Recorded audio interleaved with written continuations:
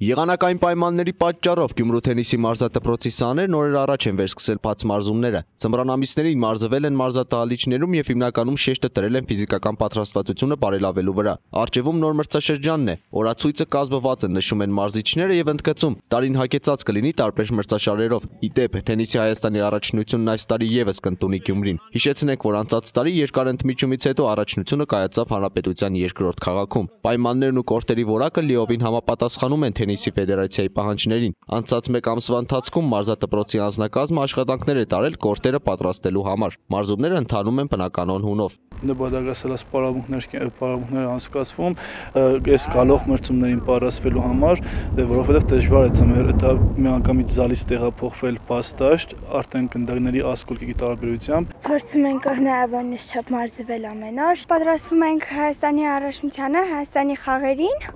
Դեռ մի քանի օր է ինչ դրսում ենք, բայց արդեն հարմարվել ենք ու մարզումները հիմա սկսել ենք ավելի շատ տեխնիկական ու տակտիկական հիմքի վրա։ Մարզիչների, ինչպես նաև նրանց սաների առաջնային նպատակը առաջիկա մրցումներից առաջ լավ մարզավիճակ ձեռք բերելն է։ Ձմեռ ավելի շատ պարապել եմ իմ բեքենդ հարվածի վրա, որովհետև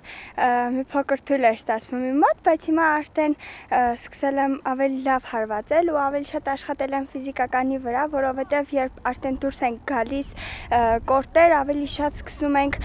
հաշվով խաղալ։ Հիմնականում ես իմ համար ձախ ձեռքիս հարվածի վրա եմ աշխատում։ Բացի ներքին առաջնություններից մարզադպրոցի սաները մասնակցում են նաև միջազգային մրցաշարերի։ Սամվելը, որը լավ արդյունքներ է ցույց տվել Երևանում կայացած առաջնությունում, պատրաստվում է Վրաստանում կայանալիք մրցումներին։ Սպասելիքները նրանից մեծ են։ Մարզադպրոցի խոստումնալից սաներից է։ Կուռքը շվեյցարացի Ռոժեր Ֆեդերերն է, սակայն մրցակցին հաղթելու իր բանաձևն ունի։ Վազեցնում են ծայրից ծայր,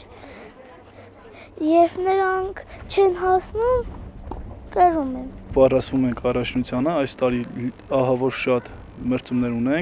ունենք սաներ, նույնիսկ աղանասանվելը, որը մայիսի 9-ին պատրաստվում է